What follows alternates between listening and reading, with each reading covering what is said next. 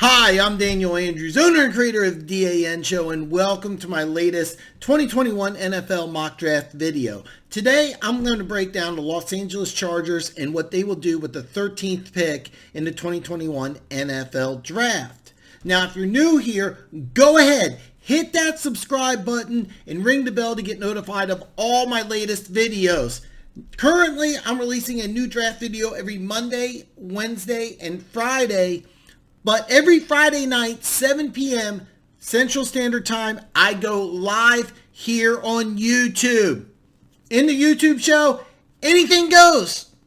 All questions are answered. So, hey, don't just watch the rebroadcast. Go ahead, join the show, get your questions answered. Join us live.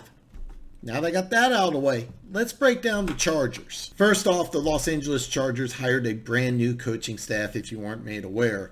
Brandon Staley, who's former defensive coordinator with the Rams. Renaldo Hill, former defensive backs coach for the Broncos. These two coached together in Denver in 2019, so they have a familiarity with each other, something that I think is really important. And then Joe Lombardi, who spent the majority of 13 years with the Saints. The one exception is he had 1 year as offensive coordinator for the Detroit Lions. But out of these three guys, only Joe Lombardi, and that's for 1 year, has any experience in their current position. You have a head coach who's never been a head coach before, defensive coordinator who's never been a defensive coordinator before, and an offensive coordinator with only 1 year of experience as an offensive coordinator. What does this mean?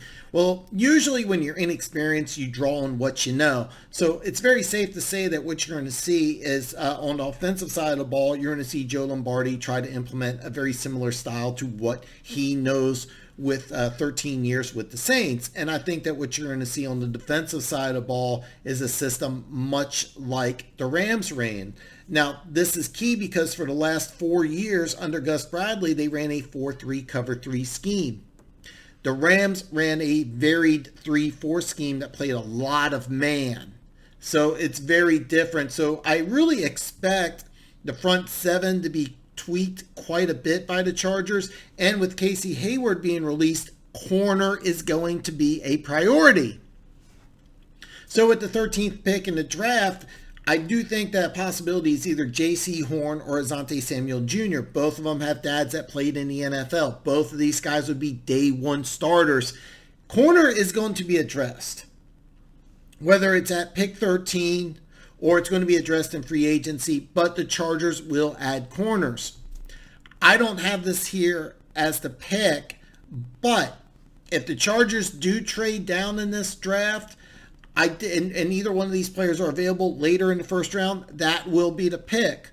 So if you see the Chargers trade down, if either Samuel or Horn are available, that's going to be the selection. However, there is no trades in my mock draft, and it's not where I'm going at pick number 13. Micah Parsons could be the pick here. You combine him with first-round pick Kenneth Murray, and you have 2 3-down linebackers that can do a variety of different things. Both these guys rush the passer as edge rushers in college. Both of them are really good at blitzing.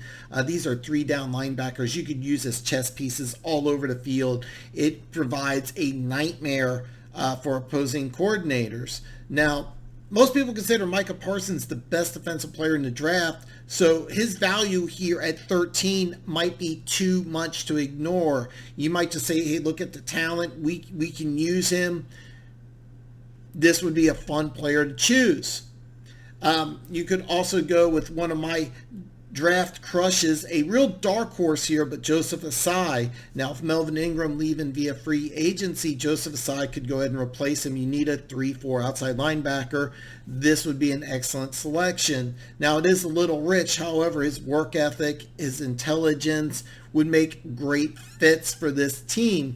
I guarantee you that Renaldo Hill and Brandon Staley will love what the intangible qualities that Joseph Ossai brings to the table. Now, the one thing about Joseph Ossai and Micah Parsons is Micah Parsons, the athletic talent, might be too much to overlook, and Joseph Ossai, the fit, and need might be too much to overlook. However, neither one of these guys are plug-and-play players. Neither one of these guys are really day one starters. Both these guys will contribute right away, but both these guys would be raw.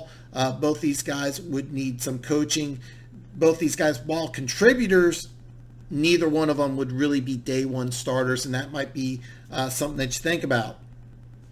I think the Chargers actually make the 13th pick on the other side of the ball, because including my own and everybody else's surprise, both Bama wide receivers are still undrafted. How did that happen? I have no idea. But think about it. Take either receiver, put them with Keenan Allen and Mike Williams on this offense. Instant fireworks. All right? Now, Mike Williams just signed his 5th-year extension, but he's not available long-term. So drafting a wide receiver in the first round allows the Chargers flexibility if they let Mike Williams walk after next year. You already have his replacement. But here's the deal. With Keenan Allen and Mike Williams, whether you go with Smith or Waddle, it doesn't matter because they're a different type of player. You just have a ton of fun. You have a big-armed quarterback in Justin Herbert. Get him some deep speed with either one of these Bama wide receivers. It makes a ton of sense, and it's so much fun. So, with the 13th pick in the 2021 NFL Draft, the Los Angeles Chargers select Rashawn Slater, tackle out of Northwestern. Now, I mentioned a lot of players here, but the one thing that stands out is that the Chargers in free agency have addressed both center and guard, but they don't really have a left tackle. And I've said multiple times that Slater could be moved inside the guard. And if the Chargers look at Slater and say, hey, look, you're an inside player, then that's definitely not the pick. However, Slater being available at 13 provides excellent value. He should not be available at 13, and he is. So this is a guy who becomes your day one starter at an absolute critical position. Offensive line's been a major issue for the Chargers for a long time. Not anymore. You get a plug-and-play guy, day one starter on the left side here in Rashawn Slater, a guy who really should not be available at 13. He is your day one starter. It's a fantastic pick. But hey, that's my opinion. I want to know what you think. Did you like the pick? Did you boo me?